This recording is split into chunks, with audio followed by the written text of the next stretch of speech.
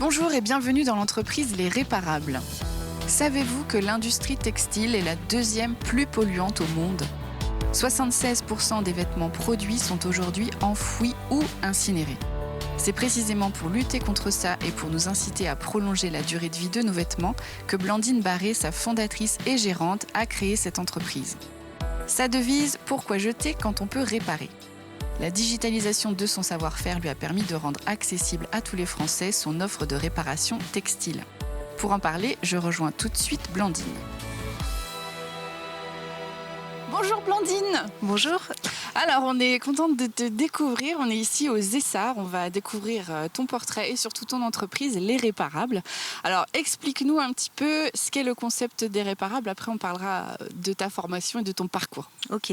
Alors, Les Réparables, c'est une entreprise de réparation textile, donc de vêtements et d'accessoires, et qui est destinée donc aux entreprises pour leurs vêtements professionnels, aux marques de vêtements et également aux particuliers. Et ça, c'est accessible grâce à une plateforme pour commander ces réparations en ligne. Alors, cette entreprise, elle est née quand ? Elle est née en 2020. Quel est ton parcours ? Est-ce que à la base, tu es couturière ? Comment tu en es venue à créer cette entreprise finalement ?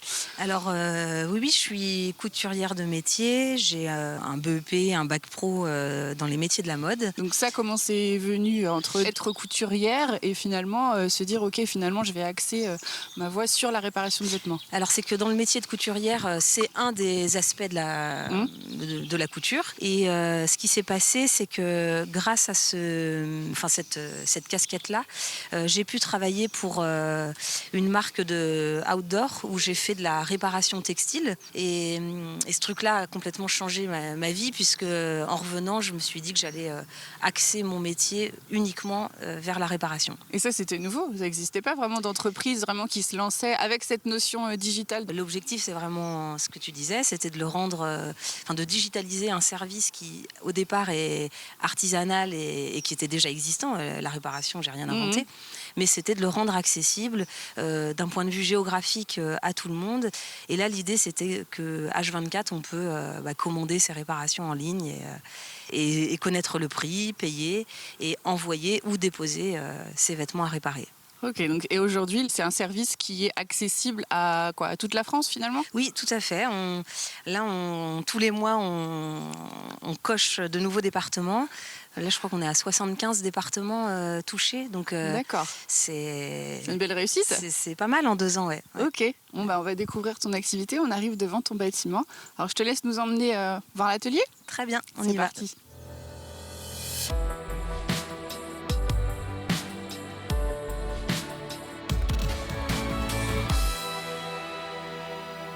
Ok, donc ça y est, on est dans ton antre quelque part, là où tous les vêtements se réparent. Alors explique-nous un petit peu comment tu travailles ici, avec qui ? Je vois qu'il y a une jeune femme ici. Oui, alors à l'atelier, on est 2,5.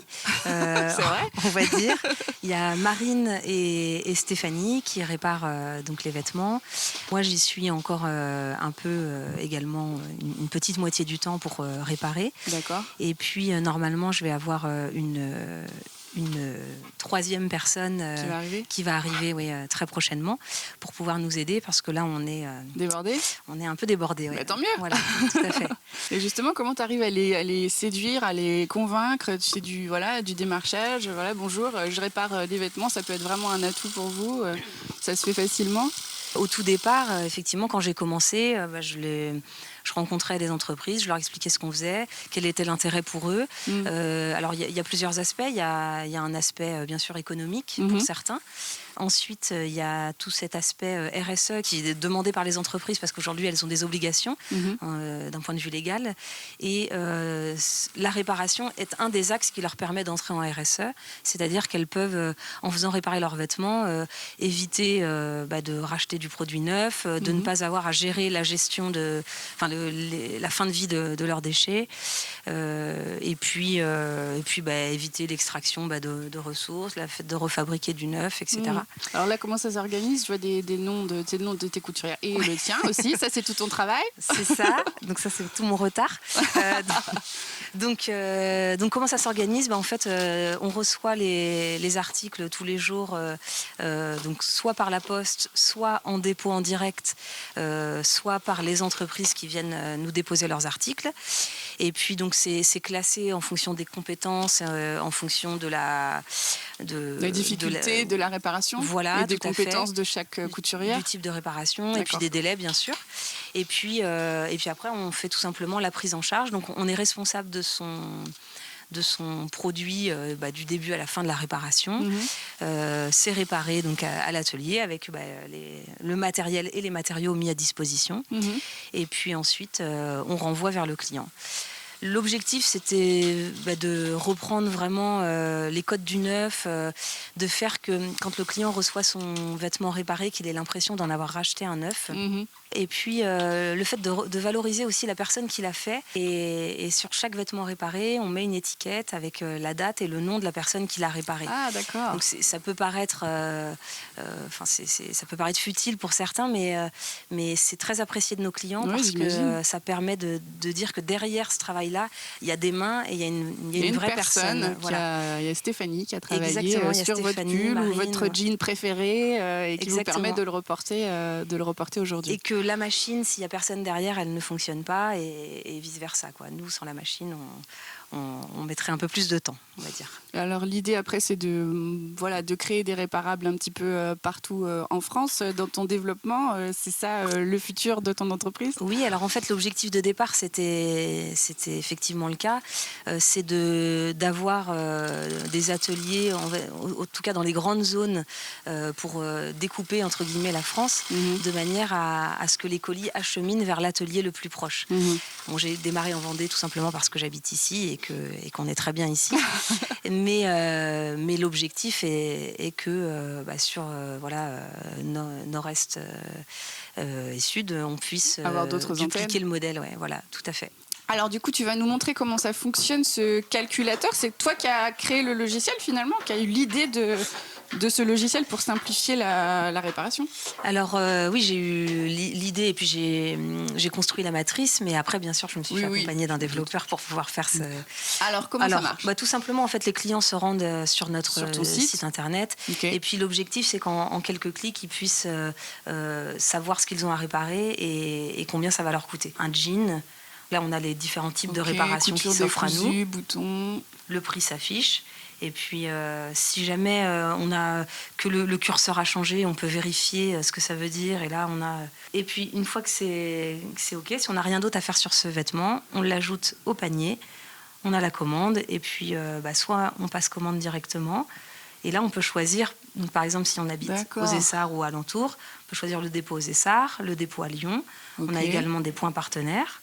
Et puis ensuite, après, la livraison par Colissimo, où là, on encourage évidemment à rassembler ces articles pour ne pas en envoyer un seul. Si on a autre chose à faire réparer, on revient en arrière et on continue. Voilà, on l'ajoute au calculateur et on continue ses achats, comme n'importe quel achat pour un e-commerce, tout simplement. Voilà. Et ça, est-ce que tu arrives à avoir des retours de personnes qui font appel à tes services et qui finalement te disent maintenant, je me rends compte qu'effectivement, je peux garder des vêtements plus longtemps, je réfléchis plus à, tiens, j'achète ça, est-ce que j'en ai vraiment besoin? Non, je préfère attendre. Ouais. Oui, tout à fait. Ça fait son chemin. Neige. Voilà.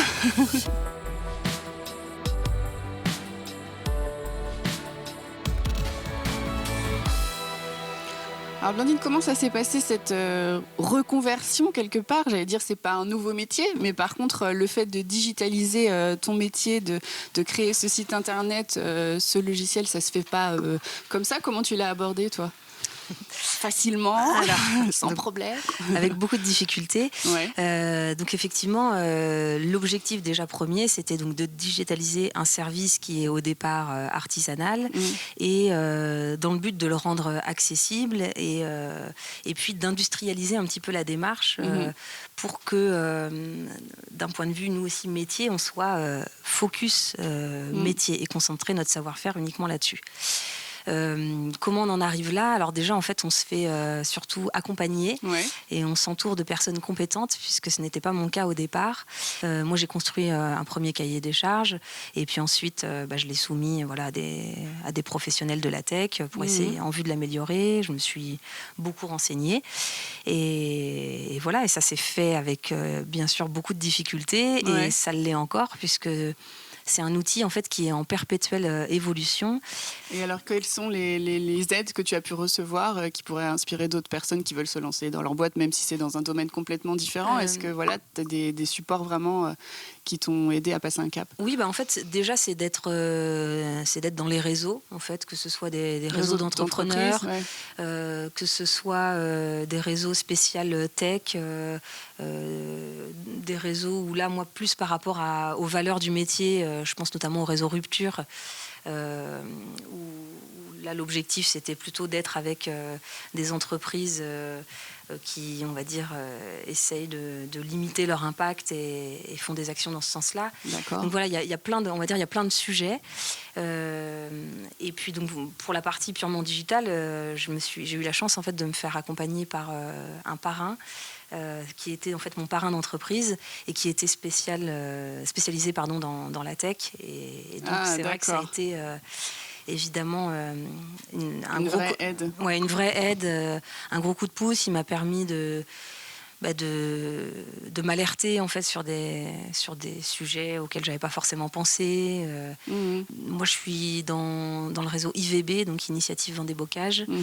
Et puis oui, Vendée French Tech également. Rupture qui est, alors c'est encore quelque chose à part, mais ce que je trouve qui fait beaucoup évoluer, c'est le fait d'aller confronter son projet à d'autres. Et ça, c'est souvent la plus grande difficulté des entrepreneurs, c'est de le dévoiler et donc accepter les critiques, les retours qui sont parfois un peu difficiles, mais en fait c'est comme ça c'est vraiment comme ça qu'on avance. Ok, c'est un bon conseil pour les futurs entrepreneurs. Merci beaucoup Blandine, on a hâte de voir ce que tu vas lancer dans les prochaines années, on reviendra te voir. Merci beaucoup, à bientôt.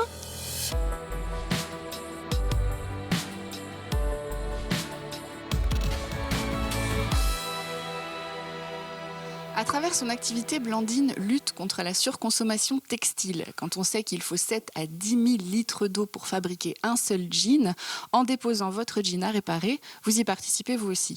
Alors si vous voulez aider Blandine dans sa démarche, je vous invite à vous rendre sur le site modecirculaire.com pour voter pour les trophées européens de la mode circulaire.